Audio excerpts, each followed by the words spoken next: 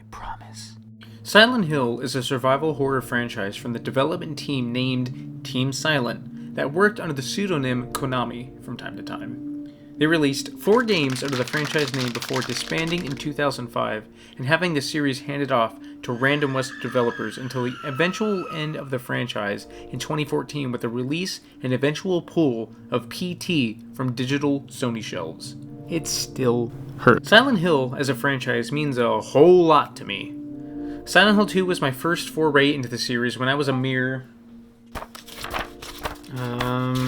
14. The game dug its claws into my brain, heart, and soul, and still honestly kinda sorta resides there, even after all of these years.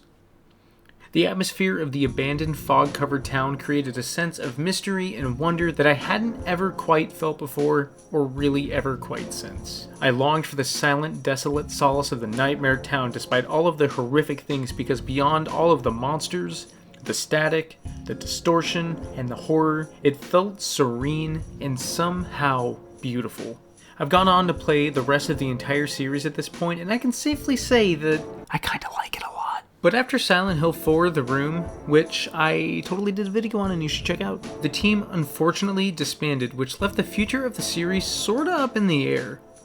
Eventually, the IP was thrown around like a limp, sad tetherball with a bunch of eager studios dying to get their hands on the property. For some reason, the Japanese franchise was eyeing a Western studio to take helm of it, and after a couple of years of limbo, the first developer to get a crack at the legendary franchise was Climax Studios, known for their work on racing games, shooters, and ports, such as ATV Off-Road Fury, Delta Force Black Hawk Down, and a PC port of Viva Pinata, respectively. Which, when reading that out loud, is really fucking weird, to be honest. Silent Hill Origins is the first game of the franchise to come after the unusual experiment that was Silent Hill 4, which, understandably, left a weird taste in a lot of people's mouths. And as a result, Origins attempted a return to the format of previous games. Origins is technically a prequel to the first game and brings back the more linear format, the more overt dungeon designs, the flashlight, the radio, and the fog, just to name a few. But honestly, I think that with a few problems aside, Origins is really the best post-Team Silent game in the series. It sort of feels like an alternate reality version of the franchise that a lot of us know and love. There are plenty of issues that I have with the game, enough that I feel like it's safe to say that the team was firing at 75% cylinders. But today I want to take a look at this game and analyze what exactly the team got right with it, and what could have been done better to make it great.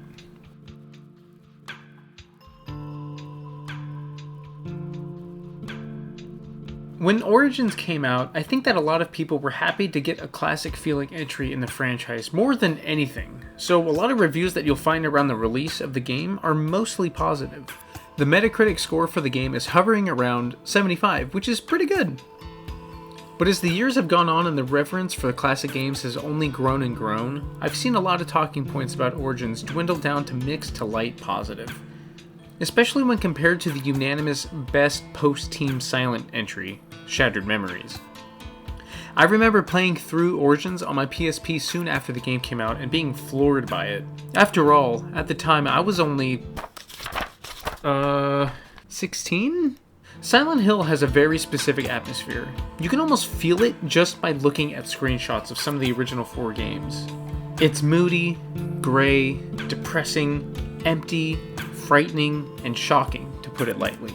Origins does its absolute best to capture the magic of those first few games, and honestly, I think that the team involved did a damn good job.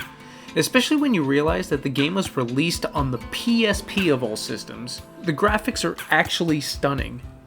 The harsh grain of the screen, the soft-looking shadows that careen all across walls from your flashlight, the grimy, disgusting, abandoned, derelict buildings, and the blood-drenched otherworld all come across as genuine, albeit somewhat graphically limited, copies of the Team Silent world.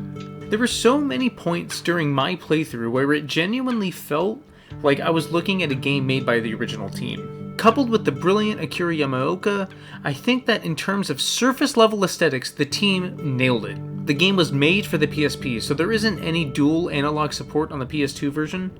so you can't aim your flashlight around to look as you would in the console versions, which allowed you to get a fuller appreciation for the detail in the world. But the somewhat choppy shadow effects still look impressive for the console. Silent Hill has a way with shadows that wasn't really matched for a very long time, and I think that the game succeeds in keeping with that tradition. The way they sway and drag along the walls as you walk by is just so good. The otherworld sections of the game also look very genuine. The rust-covered walls and floors look straight out of Silent Hill 1, and at many points, Origin gives off its own unique take on the otherworld. Large patches of earth intertwining with the town and what looks like moss growing all over walls bring up their own flavor to the nightmare. While never as disorienting as the classic games, such as the wild world-looping doors that reside in the otherworld of Silent Hill 2, or the nonsensical design in Silent Hill 3, Origin succeeds at presenting the otherworld as a threatening place where reality begins to alter around the player. A highlight that would be criminal for me not to acknowledge would be the official soundtrack from famed series composer Akira Yamaoka. I disregarded the soundtrack for years due to being mildly obsessed with 2 and 3 soundtracks, but I have recently harbored a love for Origin's soundtrack. It encompasses all I love about Silent Hill's music with heavenly quiet ambience, mild chill hop and trip hop tracks that can segue into horror-drenched cacophonies. The album on its own can really stand toe-to-toe with some of the best games in the series. I'm a big fan of the track King of Idaeus personally. There are a few problems I have with it, obviously. The darkness isn't really an issue at any point. You could probably play through the entire game with your flashlight turned off, as everything is still somehow visible even through pure darkness. The biggest issue I have with the game in terms of atmosphere and tone is that it really feels like the developers didn't know how to fully utilize what was given to them. One of the most subtle examples I can give is the effect of obscuring things from the player's viewpoint. Stuff that makes the player question what they're even looking at in the first place. That is one of the most pure forms of horror that Silent Hill has always used, and it is blatantly absent. Origins uses a lot of iconography relative to the series, but they never really push it to the limits of what it could be in order to make the player feel uncomfortable. For example, in Silent Hill 3, there are near endless times in the game that when Heather enters the otherworld, she is greeted by a deformed monstrosity that is dormant, lying there. Something that will not harm her, but something that just by looking at it makes her, and in turn, you, the player, feel uneasy. The distortion blocking you and that thing makes your mind race with what exactly you're even looking at. In Origins, however, there is never an instance of this. There is never really a moment where what you're looking at is obscured, distorted, or anything that might give an optical misdirection as to what you are seeing. A lot of the things that the game is presenting to you is blatantly shown with almost no misdirection on what it could be. Which seems like a good segue into the overall story, which, if you ask me, seems like a narrative that is half genuine and half forced. Silent Hill Origins is made to be a prequel to the original game that is known for its mildly confusing story presentation. Origin's story at its core is pretty solid. It tackles family trauma, emotional abuse, and isolation. The life of a trucker is often a lonely one, and the dark, heavy nature of the themes of the game aren't shy about letting the player know that they're there. It also feels at home with the mood, tone, and nature of the previous Silent Hill games. As Travis progresses through the game and more of his backstory is presented, the overt nature of his narrative will definitely lead some people feeling uncomfortable, which is exactly what I want to be feeling out of a Silent Hill game. But that's not the only narrative that the game chooses to tackle. As the name implies, Origins is a prequel to the first games, meaning Travis more or less kicks off the story of the first game, and while entirely unnecessary, the prospect of expanding the world built by Team Silent is an intriguing one. The story, in case you aren't aware, in a nutshell, is as follows. Being set sometime in the mid to late 70s, a lone trucker named Travis Grady takes a shortcut that happens to take him through Silent Hill.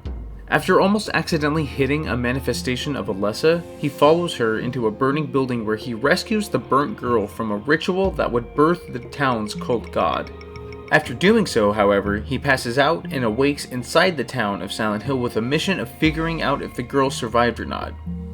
After encountering manifestations of his past trauma, while on the lookout for the fate of the girl, he begins collecting parts of the Flauros, an object that can help with the birthing of the cult's god. He eventually confronts the trauma of his past and helps delay the god from being birthed. But in true Silent Hill fashion, the way the story is presented leaves the overall story a bit confusing, as the events are only really presented to you near the end, and sorta all at once. So it's understandable if you don't really fully grasp exactly what happened. So I think in a vacuum, both parts of this story are actually pretty decent. It's nice seeing the world of Silent Hill expanded a bit more, as this was really the first iteration of a Silent Hill 2 clone in terms of narrative. So I think that with context, we can give it a pass, especially because of the heavy nature of the themes the story presents. But Origins really tries to have its cake and eat it too. I think the biggest issue when looking objectively is that the developers wanted to tell a personal narrative a la Silent Hill 2, but were either obligated to make the game a prequel or vice versa. I don't know for sure, but what I do know is that trying to cram two entirely different stories into a game like this just doesn't work. It feels like narrative whiplash, because the game starts as a prologue to Silent Hill 1 and then just turns into Silent Hill 2 for the entire middle chunk of the game until the very end, in which it remembers that it's supposed to be an origin story. And if that wasn't enough, the main narrative of the game isn't even presented well. Something that became a norm within Silent Hill after it got handed to Western developers is the lack of subtlety. Downpour is probably the most subtle game of the series post Team Silent, and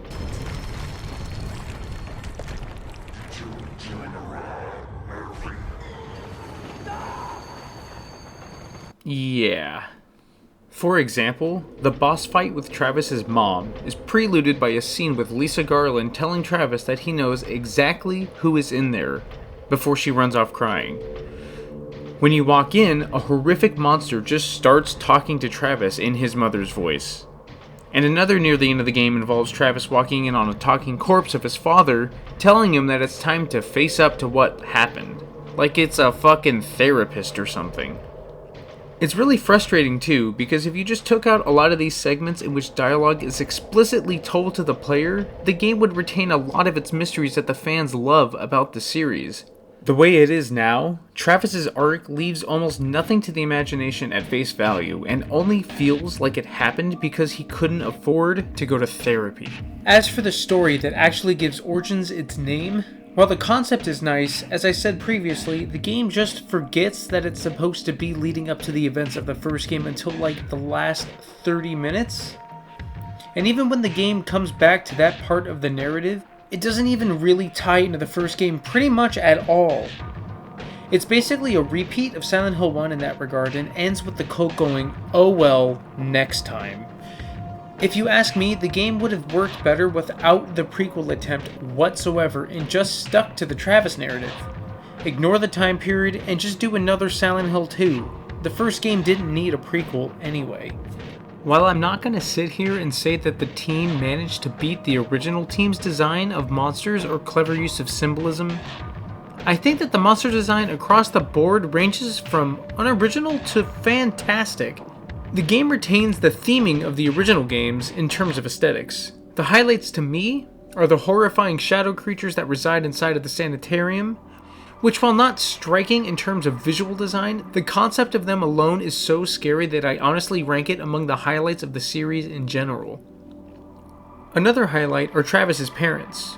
The designs of his mother and father in a monster form are so good it almost stands toe-to-toe with some of the stuff from the original 3 games.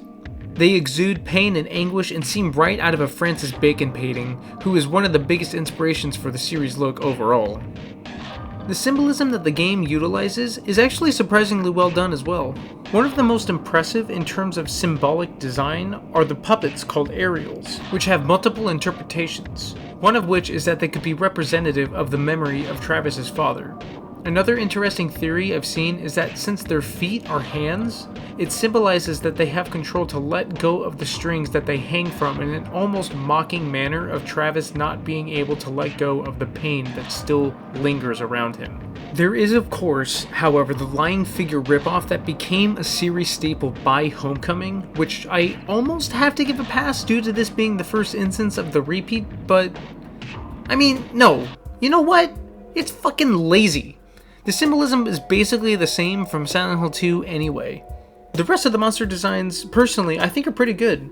The disgusting dog monsters that you see wandering the streets are a highlight, and the weird abstract daddy knockoff is different enough and also disgusting enough that I feel it's another highlight.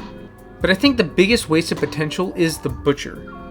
Symbolically representing the half of Travis that won't let go of the pain of his trauma, and also possibly the half that might be suppressing it.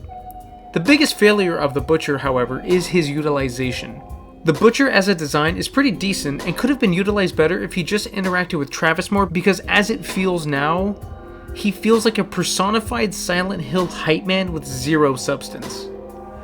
Travis encounters him upwards of 4 times in the game, but none of the first 3 encounters are actual encounters. They're more or less small cutscenes building him up to be a menacing force-like Pyramid Head, only to have the final actual encounter with him happen 2 hours before the finale of the game and have it be one small boss battle that has less health than even the boss that comes after him. I think of all the elements that make up Silent Hill Origins, the gameplay itself is the most solid, the most genuine, and the best aspect of the game. It brings a few tweaks that I'll mention later, but as a whole, there isn't much that the team did to make the actual gameplay feel much different than the classic games. It utilizes a mild, open world setting in which you explore the fog-covered town and explore big abandoned buildings, solve puzzles, deal with awkward melee combat, and use firearms to dispatch horrific monsters from a distance. Gameplay feel-wise, it's like a mix between Silent Hill 1 and 2. The controls are about as stiff as 1, but has the modernization of 2 in terms of feel. This is just my opinion, of course, but I think that the overall game control feels solid. The game even utilizes a lot of fixed camera sections to pretty decent effect. They help add mood and emotion whenever they are utilized. The puzzles come back in a very good way. Oh, fuck. There are around 1 per location per side. And when I say that, I mean Fog World and the Other World. Some are better than others. If you ask me, the most effective one is in the sanitarium, where you find 5 doors to clinical patients in the hospital. Some are inaccessible, while others you can enter. The ones that you can enter provide some sort of knowledge about the patient that lived inside the room. One is laced with dresses, and another one is filled with uneaten plates of food. Soon after, you find a sheet of paper with information about what sort of pills that each patient was prescribed. Then, you find a desk with 5 creepy dolls that are unique to each other, and then you need to use the descriptions of the dolls with the rooms that you went to give the patients the correct medication.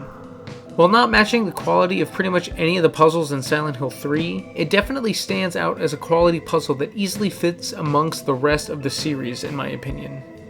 None of the rest of the puzzles in Origins match that level of quality, but none of the puzzles are bad. I think that it's commendable to the team for not shitting the bed on such a key aspect of the franchise.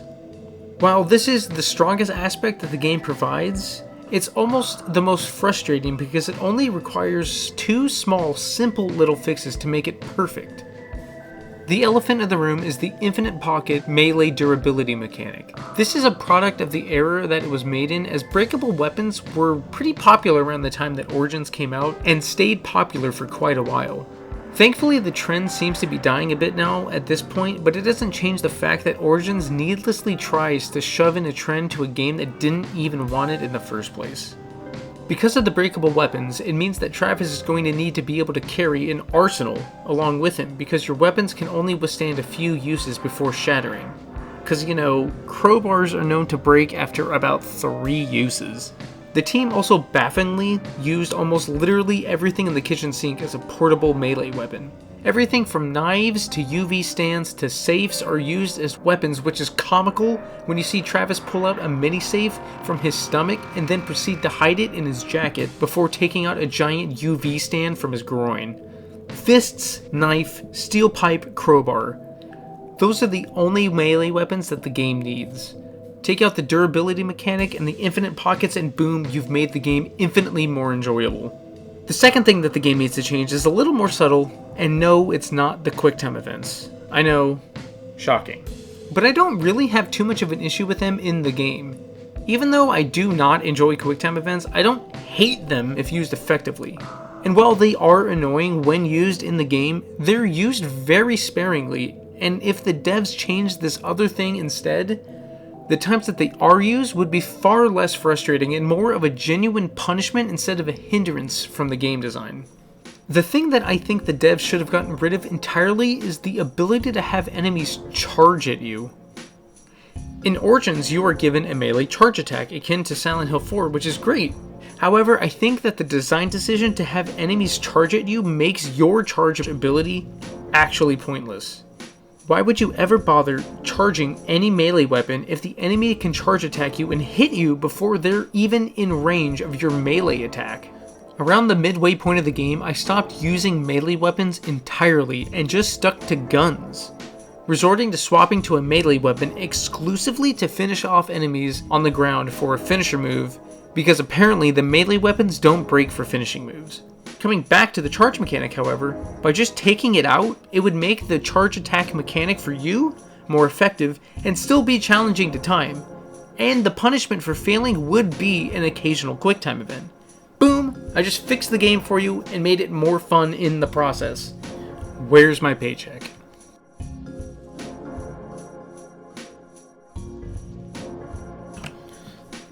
In the end, do I think Origins is perfect? Hell no!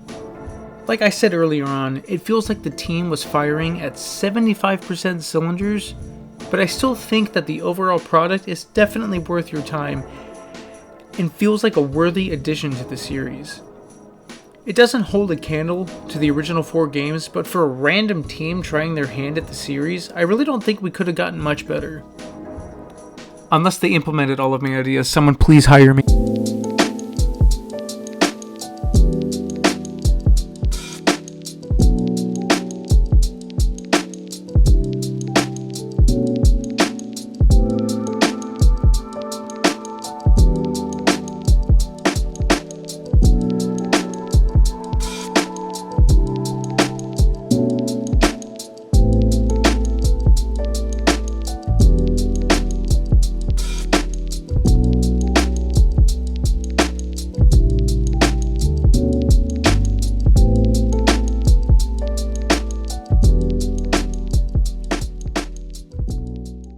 Tomato is a fruit, but it also a vegetable.